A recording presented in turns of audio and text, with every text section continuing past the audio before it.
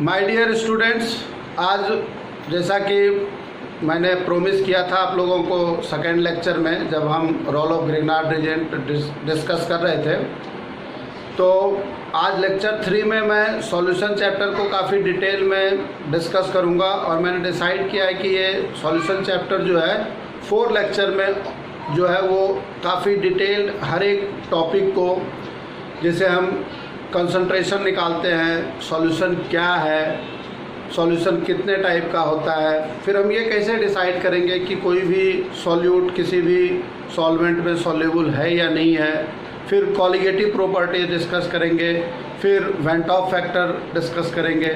तो काफ़ी सीक्वेंशियल वे में हम इसको डिस्कस करेंगे और मैं ये लगातार 4 लेक्चर्स जो है वो सॉल्यूशन पे काफ़ी डिटेल में दूंगा। इसमें कुछ टिप्स भी बताऊंगा मैं आपको, और ये हर एक क्लास के स्टूडेंट के लिए इम्पॉर्टेंट है, 11th क्लास के लिए भी, 12th क्लास के लिए भी। 12th में तो एक सेपरेट चैप्टर ही है ये सॉल्यूशन, चाहे वो CBSE बोर्ड हो या ICSE बोर्ड हो। तो ये सॉल्यूशन चैप्टर काफ़ी इम्पॉर्टेंट है, स्टेट बोर्ड में भी है, IT के लिए काफ़ी इम्पॉर्टेंट है, ये JEE मेंस में भी आता है, एडवांस में भी इसका प्रॉब्लम होता है, और नीट में तो एक प्रॉब्लम रहता ही रहता है। तो सबसे पहले हम लोग ये डिस्कस करते हैं कि सॉल्यूशन क्या होता है, सॉल्यूशन को हम लोग कैसे डिफाइन करेंगे। What do you mean bye solution, solution किसको कहते हैं। तो सॉल्यूशन जो है वो क्या है, ये होमोजेनस मिक्सचर है। जब हम लोग किसी 2 कंपोनेंट को, कम से कम 2 कंपोनेंट होना चाहिए, उसमें एक सॉल्वेंट होता है और एक सॉल्यूट होता है। तो इस तरह के होमोजेनस मिक्सचर को जो केमिकली नॉन रिएक्टिव होता है, वो केमिकली रिएक्ट नहीं करना चाहिए, तो जो सॉल्यूशन बनता है, जो होमोजेनस सॉल्यूशन होता है, उसको हम, जो होमोजेनस मिक्सचर होता है उसको हम सॉल्यूशन कहते हैं। मिक्सचर तो किसी भी 2 चीज़ को मिलाएंगे या 2 से ज़्यादा चीज़ को मिलाएंगे, when things are mixed together they are called mixture. Mixture can be homogeneous as well as heterogeneous. So all the homogeneous mixture are solution, but heterogeneous mixtures are not solution. So we can say all the solutions are mixture, but all the mixtures are not solution. तो solution chapter में सबसे पहले हम लोग ये discuss करते हैं कि ये जो सॉल्यूशन का फॉर्मेशन होता है, सॉल्वेंट प्लस सॉल्यूट से फॉर्मेशन होता है सॉल्यूशन का। सॉल्यूशन में जो कंपोजिशन होता है वो आप 2 केमिकल सब्सटेंस को, 3, 4, 5, 6 को, नंबर ऑफ सब्सटेंस को क्या कर सकते हो, आप मिक्स कर सकते हो। लेकिन हम लोग फोकस करेंगे बाइनरी सॉल्यूशन पे, जिसमें एक सॉल्वेंट है और दूसरा सॉल्यूट है। तो अब हम ये कैसे डिसाइड करेंगे कि कौन सॉल्यूट है और कौन सॉल्वेंट है। तो जिसमें नंबर ऑफ मोल्स जिस भी कंपोनेंट का, जिस भी सब्सटेंस का हायर होगा, लार्ज होगा, है ना, लार्ज होगा, या जो maximum number of moles present होगा उसको हम कहते हैं सॉल्वेंट, और जो लेसर अमाउंट में प्रेजेंट होता है, केमिस्ट्री में अमाउंट करने का sense generally number of moles होता है, तो जिसका नंबर ऑफ मोल्स जो है, less number of moles present है, उसको हम कहेंगे सॉल्यूट। तो इसको हम लोग क्या कहते हैं, एक है हमारा सॉल्वेंट और एक है सॉल्यूट। तो सॉल्वेंट और सॉल्यूट को मिलाकर जो है वो सॉल्यूशन बनता है। तो अब सबसे पहले हम लोग को ये डिसाइड करना है कि यदि ये होमोजेनस मिक्सचर है, तो होमोजेनस मिक्सचर का मतलब होता है कि if there is no boundary line, there is no separation line, where we can not distinguish where is the solvent and where is the solute. जैसे मान लो कि आप वाटर है और ये वाटर में आप ग्लूकोज डाल देते हो, तो ये डे टू डे लाइफ में हम देखते हैं कि ये मिक्स करने के बाद हम ये नहीं बता सकते कि किस जगह पे वाटर है और किस जगह पे ग्लूकोज है। तो सबसे पहला चीज़ ये है कि हम ये डिसाइड कैसे करेंगे। कई बार स्टूडेंट को ये नहीं पता चलता कि कोई भी पर्टिकुलर सॉल्यूट है वो किसी पर्टिकुलर सॉल्वेंट में सॉल्युबल है या नहीं है, क्योंकि ये पूरे केमिस्ट्री में ये कंसेप्ट यूज़ हुआ है। तो ये हम लोग को डिसाइड करना ज़रूरी है कि पहले हम ये कैसे डिसाइड करेंगे, कैसे आइडेंटिफाई करेंगे, क्या प्रिंसिपल इसमें होता है। तो इसमें पूरे केमिस्ट्री के अंदर 3 प्रिंसिपल्स इन्वॉल्व है, जिसमें हम ये डिसाइड करते हैं कि whether a given solute is soluble in a particular solvent और not. So that is called principle of dissolution. तो मैं अब सबसे पहले आपको ये सिखा रहा हूँ कि पहले हम ये डिसाइड कैसे करेंगे कि कोई भी सॉल्यूट किसी पर्टिकुलर सॉल्वेंट में सॉल्युबल है या नहीं है। यदि वो कोई सॉल्यूट किसी पर्टिकुलर सॉल्वेंट में सॉल्युबल होगा तभी तो सॉल्यूशन का फॉर्मेशन होगा। तो देखो, सबसे पहला प्रिंसिपल जो हम अप्लाई करते हैं, तो let us discuss about principal of dissolution. So principal of dissolution, it says what the principles of dissolution. So first principle is like dissolves like. When we say like dissolves like, it means if both solute and solvent is of same nature. If both solvent and solute is of same nature, then they are soluble in each other. So अब यहाँ जब हम कहते हैं कि both solvent and solute is of same nature और like dissolves like, it means if solvent and solute both are polar or non-polar. If both are polar or non-polar, it means organic solutes are soluble in organic solvents and inorganic solutes are soluble in inorganic solvents. So that's the general principle. जैसे NaCl है, NaCl क्या होगा, water में soluble होगा, क्योंकि NaCl inorganic compound है, polar है, water जो है वो भी पोलर सॉल्वेंट है। अब इसे बेंजीन है, तो बेंजीन में क्या होगा, बेंजीन में क्लोरोफॉर्म डिजॉल्व हो जाएगा, कार्बन टेट्राक्लोराइड डिजॉल्व हो जाएगा। लेकिन बेंजीन में यदि हम डिजॉल्व करें NaCl को तो ये डिजॉल्व नहीं होगा। So that is called first principle, like dissolves like. Second principle ये होता है, जैसे अब मान लो कि आप एक क्वेश्चन ये पूछ सकते हो कि सर इथेनॉल है, इथेनॉल तो ऑर्गेनिक कंपाउंड है और वाटर जो है वो इनऑर्गेनिक सॉल्वेंट है, तो फिर ये इथेनॉल वाटर में कम्प्लीटली सॉल्युबल क्यों होता है। तो यहाँ ये फर्स्ट प्रिंसिपल अप्लाई नहीं हो रहा है। तो when first principle is not applicable then you apply second principal.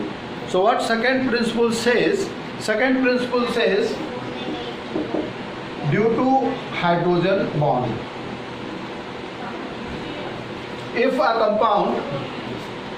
a compound forms hydrogen bond, then that compound is soluble in water. Example, ethanol is completely soluble in water due to hydrogen bond. अब ये जो hydrogen bond का concept है ये काफ़ी important है। मैं काफ़ी डिटेल में हाइड्रोजन बॉन्ड को जब केमिकल बॉन्डिंग डिस्कस करेंगे तो वहाँ काफ़ी डिटेल में मैं समझाऊंगा, क्योंकि इसमें हाइड्रोजन बॉन्ड में हर एक बच्चे को ये समझ में तो आता है कि मुझे हाइड्रोजन बॉन्ड आता है, लेकिन जब मैं पूछता हूँ कि व्हाट इज़ हाइड्रोजन बॉन्ड, जैसे मैं पर्सनल क्लासेस देता हूँ या इंस्टीट्यूट में पूछता हूँ, सो 90% स्टूडेंट्स आर कन्फ्यूज्ड। जैसे मैं पूछता हूँ कि how many hydrogen bonds are present in one molecule of water, straightforward, तो बच्चे बोलते हैं इसमें 2 हाइड्रोजन बॉन्ड है। उनका लॉजिक क्या है कि ये हाइड्रोजन ऑक्सीजन के साथ 2 हाइड्रोजन अटैच है, इसलिए हाइड्रोजन बॉन्ड 2 है। जैसे मैं और थोड़ा कंसेप्ट को क्लियर करने के लिए पूछता हूँ कि बेटा ये बताओ कि CH4 में कितने हाइड्रोजन बॉन्ड हैं, तो बच्चे बोलते हैं इसमें 4 हाइड्रोजन बॉन्ड है। कैसे, तो वो कहते हैं कि एक कार्बन जो है 4 हाइड्रोजन से अटैच है इसलिए 4 हाइड्रोजन बॉन्ड है।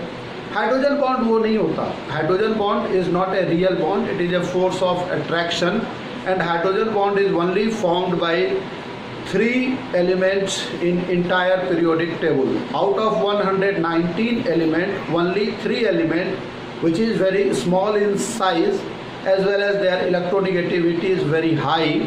So only those 3 elements, that is, in short we say it is FON form: fluorine, oxygen and nitrogen. The electronegativity of fluorine is 4, electronegativity of oxygen is 3, and for nitrogen it is 3. For oxygen it is 3.5. So only these 3 element forms hydrogen bond. तो ये मैं काफ़ी detail में, अभी मैं यहाँ hydrogen bond पे ज़्यादा फोकस नहीं करूँगा, तो मैं केवल यहाँ ये बता रहा हूँ कि जो कंपाउंड वाटर के साथ हाइड्रोजन बॉन्ड बनाएगा, तो आप एक चीज़ देखना कि उसमें ये यदि 3 एलिमेंट प्रेजेंट है तभी वो हाइड्रोजन बॉन्ड बना सकता है, और फिर वो सॉल्युबल होगा। फिर अदर फैक्टर काम करता है, जैसे मान लो फिनॉल है, फिनॉल में OH है, वाटर में डिजॉल्व करते हैं, it is not completely soluble, it is partially soluble, क्योंकि इसमें बेंजीन रिंग है, तो अदर फैक्टर्स काम करेंगे। तो second principle is due to hydrogen bond. And third principle which is very very important for competitive exams, like if 2 principles are not applicable, then third principle, that is called due to formation of weak electrolyte or complex ion, due to formation of weak electrolyte or complex ion, जैसे for example देखो, ये potassium iodide is insoluble in cold water, but partially soluble in hot water and completely soluble in iodine solution, and completely soluble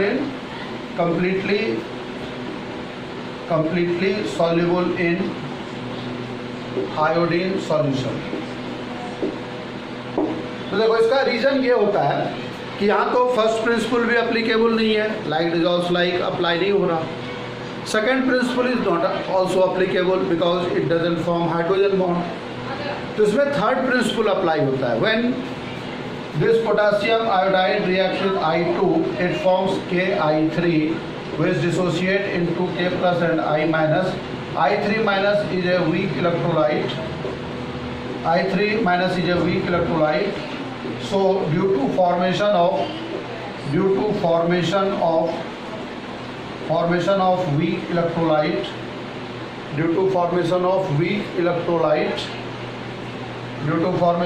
weak electrolyte, potassium iodide is completely soluble in iodine solution। तो अब मेरे विचार से ये concept आपका बिल्कुल clear हो गया होगा। जब हम कॉम्प्लेक्स फॉर्मेशन की बात करते हैं, तो जब कोऑर्डिनेशन कंपाउंड डिस्कस करेंगे तो वहाँ मैं डिटेल में इसको बताऊंगा। अभी अपना जो मेन फोकस है वो अब ये है कि सॉल्यूशन कैसे फॉर्म होता है, उसके बाद ये जानने का कि किसी भी सॉल्यूशन में सॉल्यूट का कितना मास प्रेजेंट है, दैट इज कॉल्ड कंसंट्रेशन और composition of solution. So now we will focus on concentration, how to express the concentration of solution। तो इसमें सेकेंड पार्ट हम लोग अभी ये डिस्कस कर रहे हैं, that is called expression of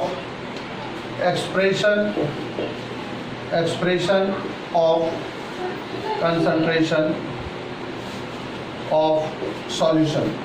किसी सॉल्यूशन के स्ट्रेंथ को, उसके कंसंट्रेशन को, उसके कंपोजिशन को कैसे हम डिसाइड करते हैं। जैसे मान लो कि एग्जांपल के लिए हम 4 डिफरेंट ग्लास लेते हैं और हर एक में जो है ये सॉल्यूशन जो है वो 250 ml सॉल्यूशन है।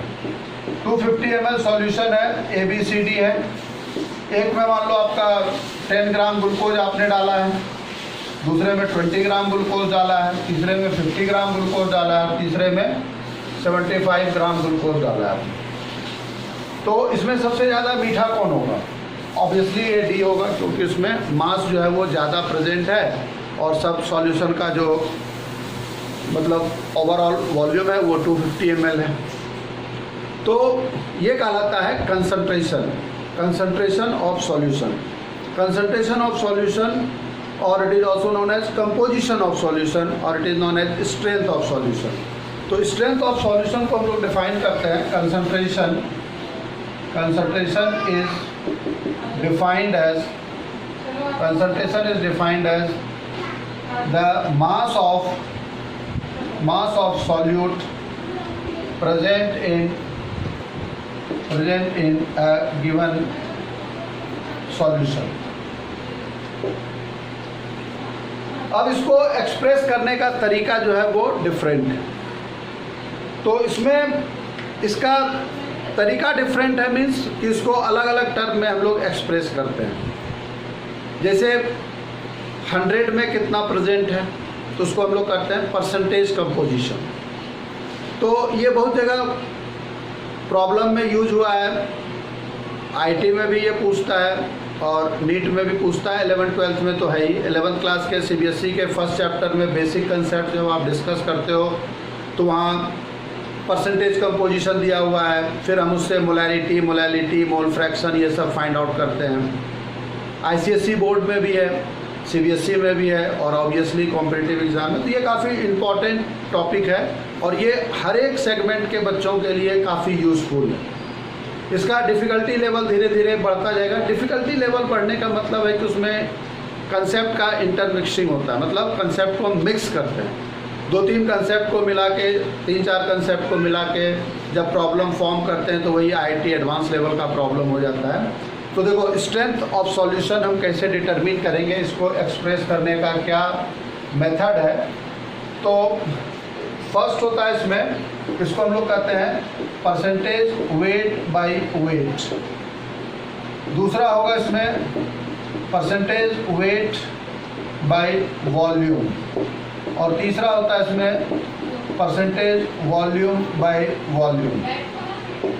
फोर्थ होता है इसमें, इसको हम लोग कहते हैं पीपीएम। पीपीएम इज पार्ट पर मिलियन। कई बार क्या होता है कि जो सॉल्यूट है उसका कंपोजिशन, मतलब उसका अमाउंट, ट्रेसेस मतलब काफ़ी नेग्लिजिबल अमाउंट में होता है, तो ना तो हम उसको 100 में निकाल सकते हैं ना हम 1000 में निकाल सकते हैं। फॉर एग्जांपल जैसे पॉल्यूशन लेवल है, एटमॉस्फेयर में कार्बन मोनोऑक्साइड है, नाइट्रिक ऑक्साइड है, कार्बन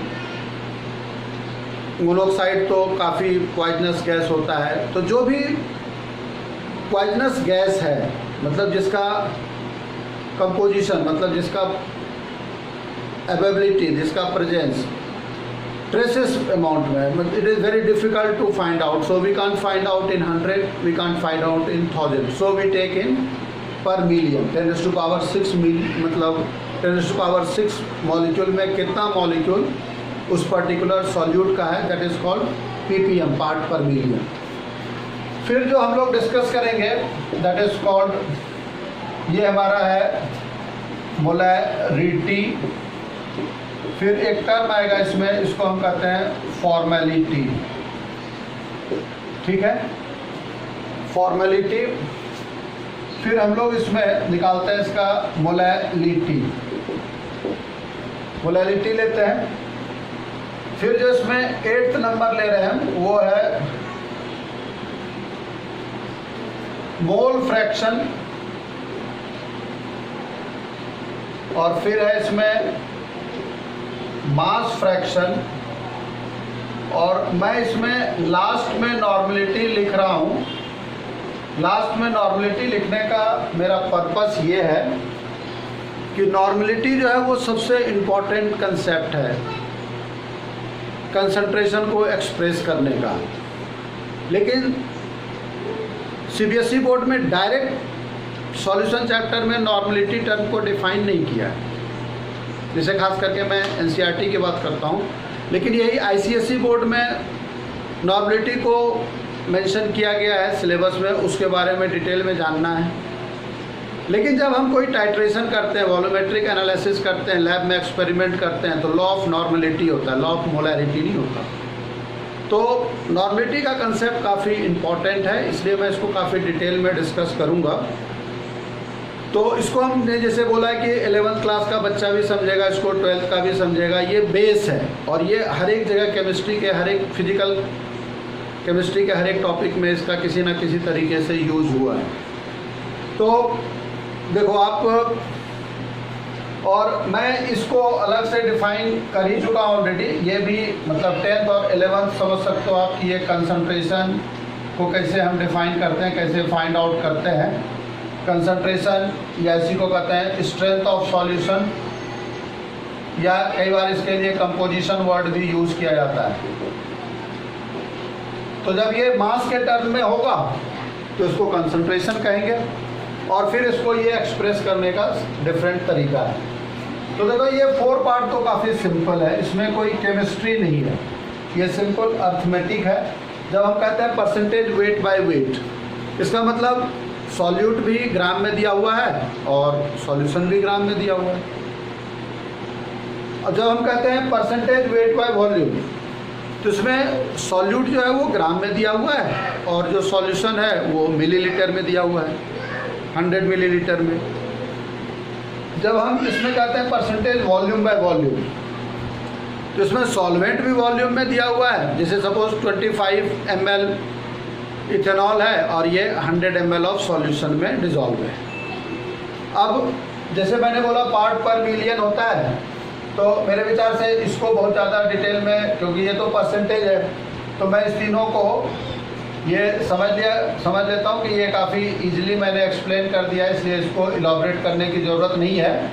तो पार्ट पर मिलियन जो होता है ppm, पार्ट पर मिलियन होगा, ये जो भी आप ले सकते हो इसमें कि पार्ट या mass of solute upon mass of solution into 10⁶, इसको कहते हैं पार्ट पर मिलियन, पार्ट पर मिलियन। उसके बाद अब जो हम इसको डिस्कस करेंगे, ये टर्म जो है फर्स्ट, ये है हमारा मोलैरिटी। मोलैरिटी के जस्ट नीचे मैंने एक्सप्लेन किया, फॉर्मेलिटी वो मैंने मेंशन किया हुआ है। तो पहले हम डिस्कस करते हैं मोलैरिटी। मोलैरिटी को सिंबॉलिकली कैपिटल M से रिप्रेजेंट किया जाता है, ये एक साइन कन्वेंशन है। तो मोलैरिटी को हम लोग क्या करते हैं, कैपिटल M से रिप्रेजेंट करते हैं। अब देखो आप, मोलैरिटी को डिफाइन किया जाता है ना, ये कहलाता है it is the number of moles of solute present in 1 litre of solution. तो फॉर्मूला वाइज हम इसको लिखते हैं M = W2/M2 × 1000/V, V volume इन मिलीलीटर। देखो मैं आपको एक चीज़ थोड़ा क्लियर कर देता हूँ कि हम लोग ये सॉल्यूट को जहाँ भी हम लोग 2 सबस्क्रिप्ट यूज़ करेंगे, 2 वर्ड मतलब 2 डिजिट यूज़ करेंगे, ये सॉल्यूट को डिनोट करेगा। ये कोई हार्ड एंड फास्ट रूल नहीं है, बहुत सारे बुक में इसको B माना है, कहीं Y माना है। हम लोग अपने कन्वीनियंट के लिए जब हम सॉल्वेंट यूज़ करेंगे तो इसको 0 या 1 कहेंगे, और जब कोई सिंबल यूज नहीं करेंगे जैसे उसको कहेंगे सॉल्यूशन। जैसे हम लोग यहाँ कोई भी सिंबल यूज नहीं कर रहे हैं, जैसे यहाँ M लिखा हुआ है, M means it is molarity of solution. तो ये हो गया नंबर ऑफ मोल। हमेशा इसमें क्या करना है, आपको फॉर्मूला यूज़ कर देना है।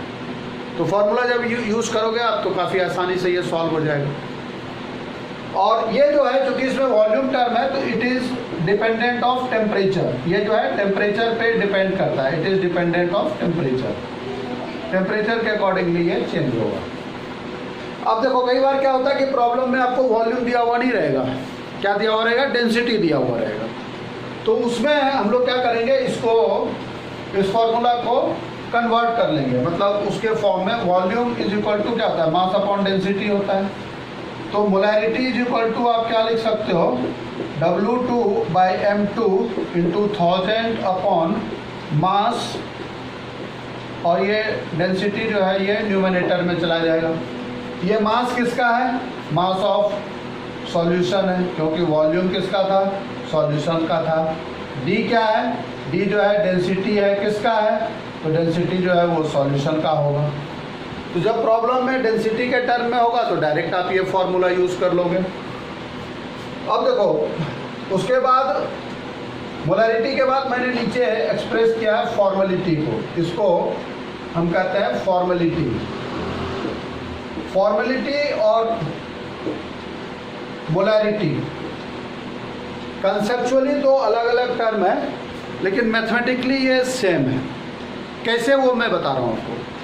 जैसे फॉर्मेलिटी होता है, it is the number of moles of solute, it is the number of formula weight, it is the number of formula weight of solute present in 1 liter of solution, so it is W2 by F2। F2 कहने का मतलब क्या है कि formula क्या है इसका। अब जैसे देखो, this formality is only applicable for ionic solute, जैसे NaCl है।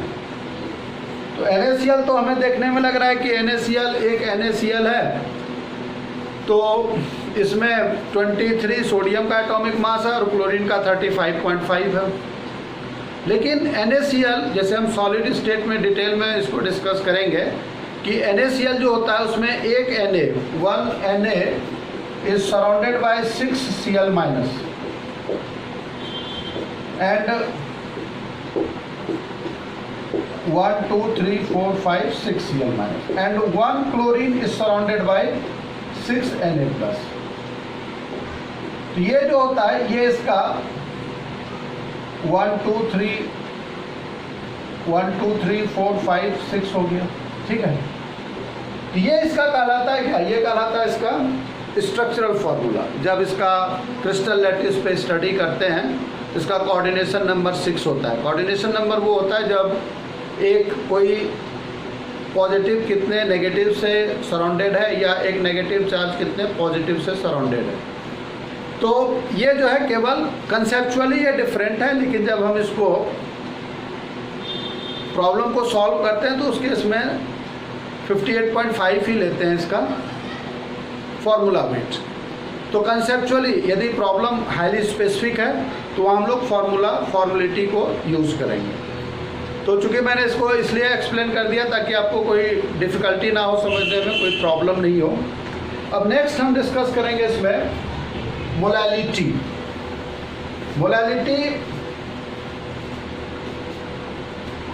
मोलैलिटी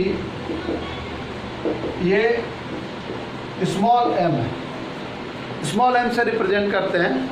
तो इसका भी डेफिनेशन हर एक बच्चे को पता है, लेकिन अप्लाई करने की बारी जब आती है, मैं ये अपने डे टू डे लाइफ में देखता हूँ कि स्टूडेंट कहता है सर ये तो काफ़ी इजी है, लेकिन जब मैं प्रॉब्लम सॉल्व करने देता हूँ तो बच्चे के साथ प्रॉब्लम क्या है, मैं ऑनेस्टली इसलिए बता रहा हूँ कि बच्चों को अपने आप को इम्प्रूव करना है ना।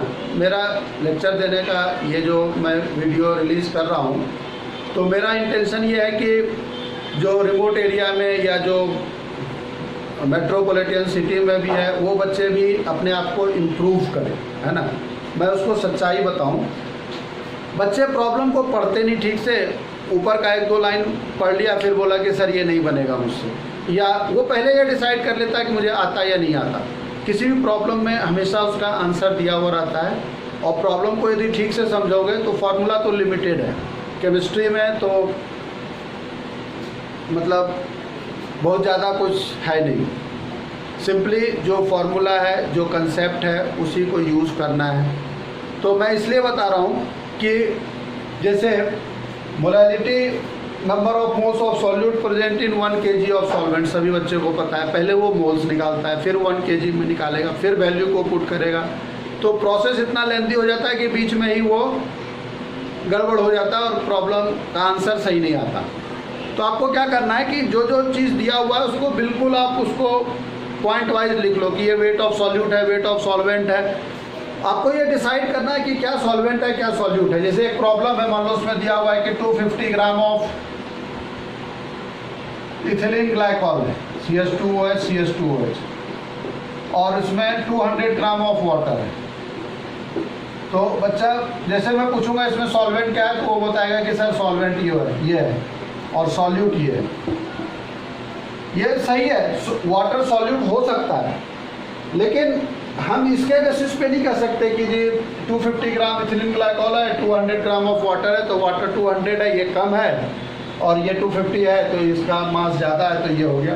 केमिस्ट्री में हमेशा हमें मोल्स देखना है क्योंकि इसका मोल्स लार्जर है।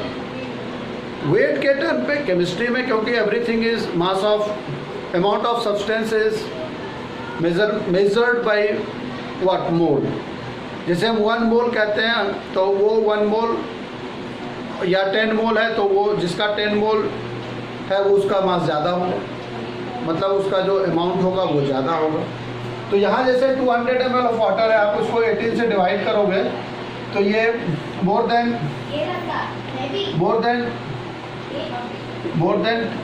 10 मोल है, और यहाँ इसका मोलर मास निकालोगे आप तो 17 हो गया, ये 34 और ये 14, 18, ये 62 हो गया। तो 62 से डिवाइड करोगे तो ये ऑलमोस्ट क्या हो गया, ऑलमोस्ट 4 मोल है। तो इसका मोल तो लेस है ना, और इसका मोल जो है वो हाई है, इसलिए ये जो है ये सॉल्यूट नहीं है, ये सॉल्वेंट है। ये सॉल्वेंट इसलिए नहीं कि ये वाटर है, ये सॉल्वेंट इसलिए है कि इसका नंबर ऑफ मोल्स ज़्यादा है, और ये सॉल्यूट इसलिए है क्योंकि इसका मोल्स लेस है।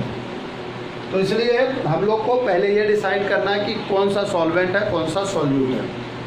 तो अब हम क्या करेंगे कि ये मोलैलिटी निकालने के लिए हम लोग m = लिखेंगे W2/m2 × 1000/W1। W1 is in ग्राम।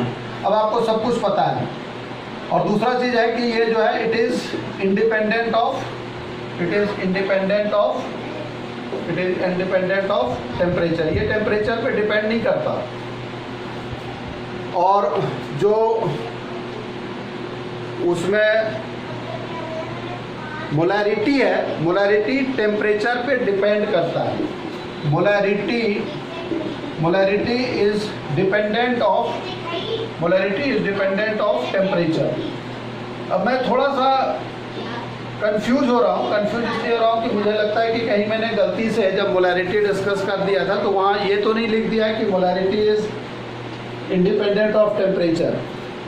मैं इसलिए इस चीज़ को रिकॉल कर रहा हूँ ताकि आपको कहीं भी कंफ्यूज नहीं होना है। यदि कोई गलती से बोल भी दे कि molarity is independent of temperature तो ये बिल्कुल गलत है, क्योंकि मोलैरिटी हमेशा टेम्परेचर पे डिपेंड करेगा, क्योंकि उसमें वॉल्यूम टर्म है। और ये जो मोलैलिटी है ये टेम्परेचर के चेंज करने से मोलैलिटी चेंज नहीं होगी, क्योंकि इसमें वॉल्यूम है ही नहीं, और मास जो है वो टेम्परेचर पे डिपेंड नहीं करता। So molality is independent of temperature. अब मान लो कि कोई प्रॉब्लम दिया हुआ आपको और उसमें दिया हुआ है कि 46 gram of Na+ ion is present in 92 gram of solvent water, and density of solution is 1.205. Find out molality.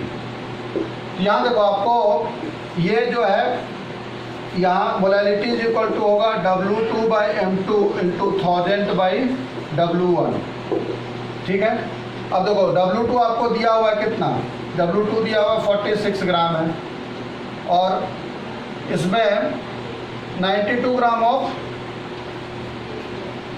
46 gram of Na+ ion is present in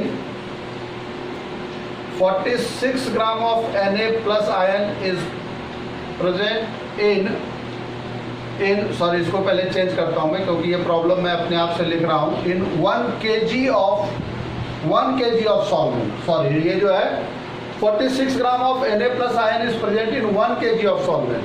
ये जो है M2 जो है सोडियम का 23 है और ये ऑलरेडी प्रॉब्लम में दिया हुआ है कि ये 1 kg है, मतलब 1000 ग्राम है। तो इसकी जो मोलैलिटी होगी वो 2 मोलर सॉल्यूशन होगी। इसका आंसर 2 मोलर होगा।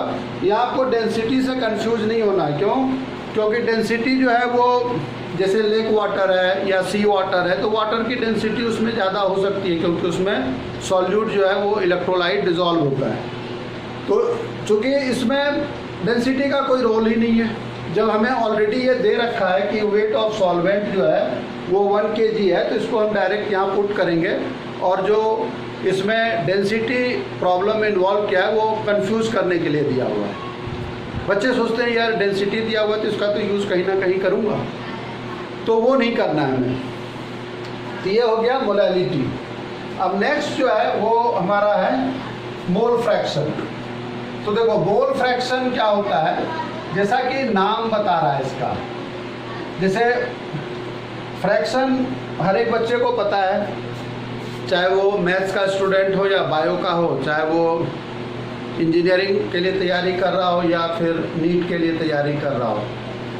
7th क्लास में से ही बच्चों को पता होता है कि फ्रैक्शन होता है जो जिसमें न्यूमरेटर और डिनोमिनेटर होता है, जैसे 5/9, 3/7। तो ये फ्रैक्शन है। किसका फ्रैक्शन है? मोल का फ्रैक्शन है। मतलब जैसे हम इसको डिफाइन करेंगे कि it is the ratio of individual mole of a component to the total mole of the solution.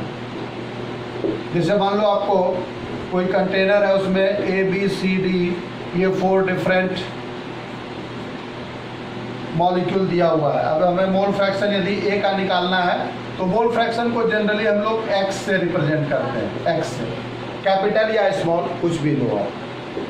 तो ये होता है individual mole of A upon total mole of a system, Na, Nb plus Nd।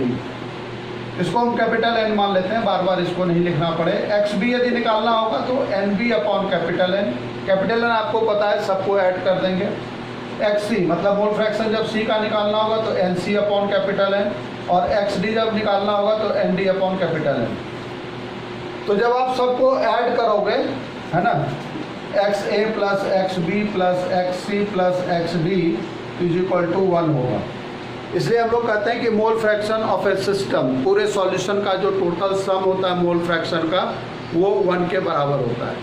यदि किसी problem में solute का mole fraction निकालना है और सॉल्वेंट का भी पूछ रहा है तो 1 से माइनस कर देंगे मोल फ्रैक्शन सॉल्यूट का।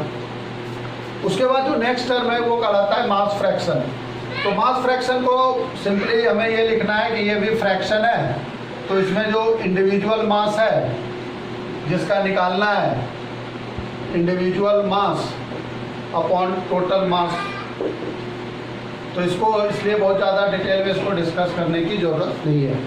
अब जो मैंने बोला था, जो लास्ट टर्म है हमारा नॉर्मलिटी, इस पर पूरी की पूरी कहानी जो है वो कंपटीशन में बेस्ड होती है। तो नॉर्मलिटी का कंसेप्ट जो है वो बिल्कुल क्लियर होना चाहिए। Normality, normal solution, deci normal solution, centi normal solution. Normal, one normal, जैसे हम कहते हैं कि जी ये सॉल्यूशन है, ये डेसी नॉर्मल है।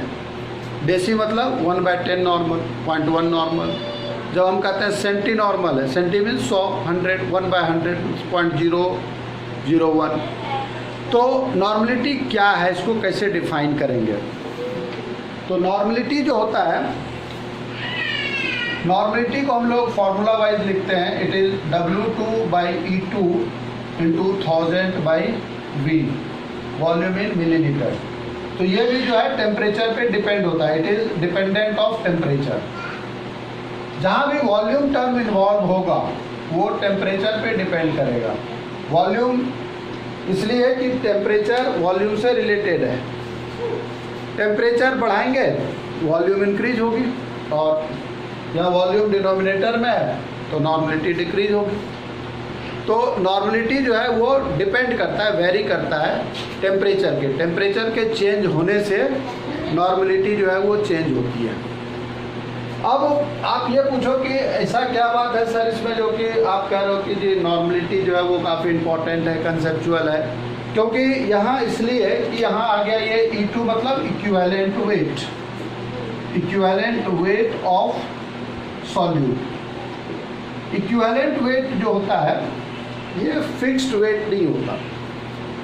जैसे अब थोड़ा मैं इसको डिफाइन भी कर देता हूँ। Normality it is defined as, इसको यदि हम डिफाइन करें तो इट इज़, किसकी बात कर रहे हैं? नॉर्मलिटी की। It is defined as number of equivalent, या इसको हम ग्राम इक्विवेलेंट भी कहते हैं, number of gram equivalent present in 1 litre of solution at constant volume, sorry constant temperature, temperature constant होना चाहिए। तो फॉर्मूला वाइज लिखते हैं, number of equivalent means it is the number of gram equivalent, W2 by E2 into 1000 by, तो number of gram equivalent है ना, it is the number of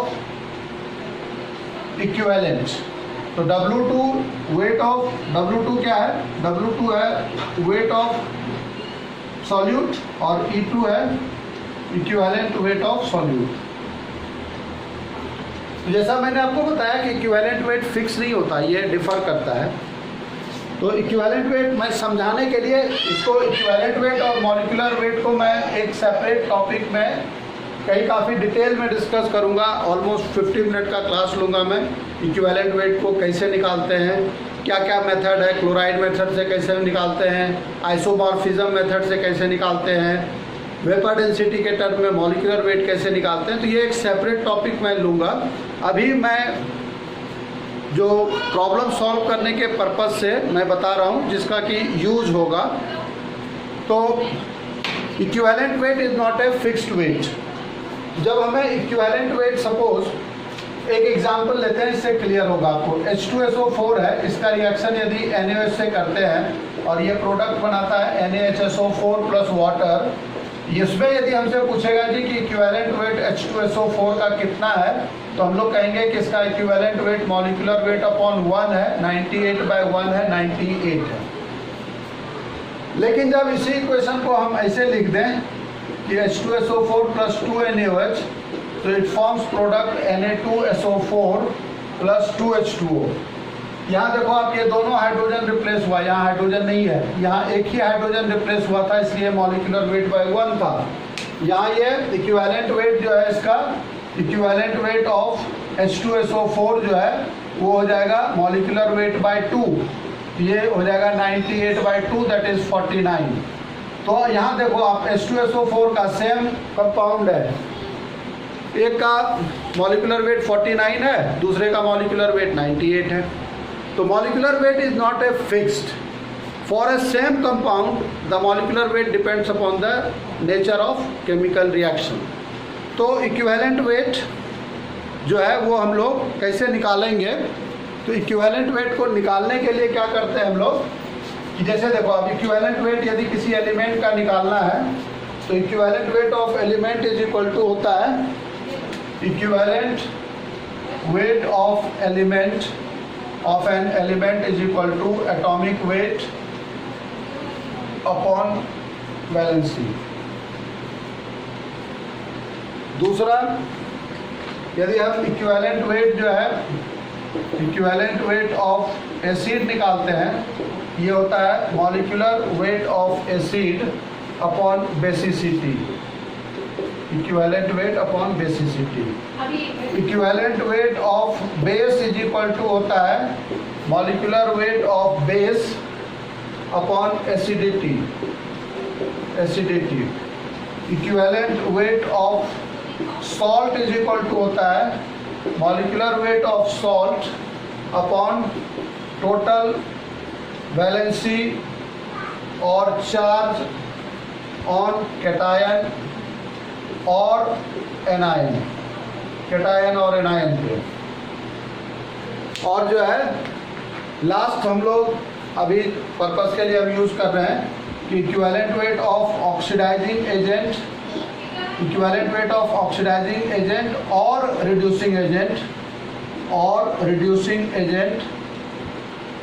agent is equal to molecular weight of oxidising agent और reducing agent. Oxidising agent को short में हम OA लिख रहे हैं और रिड्यूसिंग एजेंट को शॉर्ट में RA लिख रहे हैं। तो molecular weight of oxidising agent और reducing agent upon molecular weight of reducing agent divided by change in oxidation number पर मॉलिक्यूल। अब जैसे देखो, मैंने आपको एलिमेंट का बताया, एसिड का बताया, बेस का बताया, सॉल्ट का बताया, ऑक्सीडाइजिंग एंड रिड्यूसिंग एजेंट का बताया। लेकिन जब मैं क्लास लेता हूँ, चाहे इंस्टीट्यूट में हो या जब इंडिविजुअल क्लासेस देता हूँ बच्चे को, जो बच्चे IT मेडिकल का तैयारी कर रहे हैं या IB बोर्ड का स्टडी कर रहा है या फिर उसका CBSE या ICSE बोर्ड का करता है, तो जैसे भी मैं बोलता हूँ कि molecular weight of acid upon basicity, तो बच्चा बोलेगा सर बेसिसिटी क्या होता है, what do you mean by basicity और what do you mean by acidity. तो देखो, बेसिसिटी जो है वो total number of replaceable H+ होता है।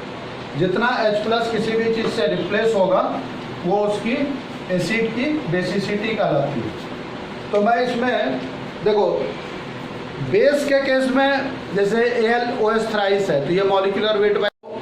जब हम बेसिसिटी की बात करते हैं तो basicity is the total number of replaceable H+ from N acid. जैसे देखो आप H3PO4 है, H3PO4 इसका यदि बेसिसिटी पूछा जाएगा, इसकी बेसिसिटी 3 होती है। अब इसे H3PO3 है, इसकी बेसिसिटी 2 होती है। H3PO2 है तो इसकी बेसिसिटी 1 होती है। H3PO3 है तो इसकी बेसिसिटी 1 होती है। जैसे H2SO4 है तो इसकी बेसिसिटी 2 होती है। तो बेसिसिटी क्या है, इसको कैसे फाइंड आउट करते हैं, अभी मैंने यहाँ बता दिया आपको कि ये नहीं कि जितना हाइड्रोजन प्रेजेंट है वो उसकी बेसिसिटी होती है किसी भी एसिड की। तो इसको हम क्या कहते हैं, basicity is the total number of replaceable H+ from N acid and in case of oxo acid the replaceable H+ is present in form of OH। मतलब जितना OH होगा उतना ही H रिप्लेस हो सकता है, और चूंकि OH से H रिप्लेस होता है इसलिए हम इसको बेसिसिटी कहते हैं और एसिड का बेसिसिटी निकाला जाता है। हालांकि एसिडिटी और बेसिसिटी को काफ़ी डिटेल में केमिकल बॉन्डिंग में डिस्कस करेंगे हम, क्योंकि जब लुईस डॉट स्ट्रक्चर लिखेंगे तो वहाँ से बिल्कुल क्लियर होगा। अभी चूँकि जो प्रॉब्लम हम सॉल्व करेंगे उसमें इसका यूज होना है इस तरीके से, इसलिए मैंने ये आपको बता दिया। और दूसरा इसे मैंने बताया कि रिएक्शन पे भी बेस्ड होता है। तो इक्विवेलेंट वेट और लॉ ऑफ नॉर्मलिटी यूज़ करते हैं हम लोग। तो law of normality is equal to होता है, law of normality is equal to होता है क्या, N1 V1 is equal to N2 V2 is equal to N3 V3 is equal to NN VN। सबको आप इक्वेट कर सकते हो। तो अब फिर मैं नेक्स्ट लेक्चर में जब हम डिस्कस करेंगे Henry's law, that is solubility of gas in a liquid, और Raoult's law means when solid is dissolve in liquid. तो जब हम आगे पार्ट डिस्कस करेंगे तो इसको काफ़ी डिटेल में मैं नेक्स्ट लेक्चर में, जो कि हमारा लेक्चर 4 होगा और सॉल्यूशन का लेक्चर 2 होगा, तो उसको काफ़ी डिटेल में मैं बताऊंगा हेनरीज लॉ क्या है, रॉल्ड्स लॉ क्या है, रॉल्ड्स लॉ में ideal solution non ideal solution में क्या डिफरेंस है, और रॉल्ड्स लॉ आइडियल सॉल्यूशन के लिए एप्लीकेबल होता है, फिर उसमें पॉजिटिव और नेगेटिव डेविएशन कैसे होता है, क्यों होता है। तो थोड़ा नेक्स्ट क्लास में सॉल्यूशन का कि जो सॉल्यूशन आइडियल और नॉन आइडियल होता है, या solution saturated, unsaturated and super saturated होता है, ये सब नेक्स्ट क्लास में सेकेंड लेक्चर में हम डिस्कस करेंगे। जैसा मैं आप लोगों से बार बार ये कह रहा हूँ कि मेरे चैनल को, मनोरंजन केमिस्ट्री चैनल को सब्सक्राइब ज़रूर कीजिए आप, और जो भी डाउट्स होता है, जो भी प्रॉब्लम है, यदि आप कोई न्यूमेरिकल प्रॉब्लम बना रहे हो, कहीं कंसेप्ट में कोई दिक्कत है, तो वो आप हमको मैसेज कर सकते हो व्हाट्सएप पे। मेरा फ़ोन डिस्क्रिप्शन पे है, उस पर फ़ोन भी कर सकते हो। तो फिर हम नेक्स्ट क्लास में, मतलब नेक्स्ट लेक्चर में सॉल्यूशन चैप्टर को कंटिन्यू रखेंगे और फिर हम नेक्स्ट लेक्चर में तो फिर हम लोग नेक्स्ट क्लास में जो है, नेक्स्ट लेक्चर में, लेक्चर 4 में काफ़ी डिटेल में सॉल्यूशन चैप्टर को आगे कंटिन्यू करेंगे। Till then bye and please do share and like and subscribe my channel Manoranjan chemistry channel. Thank you, thanks a lot, bye bye.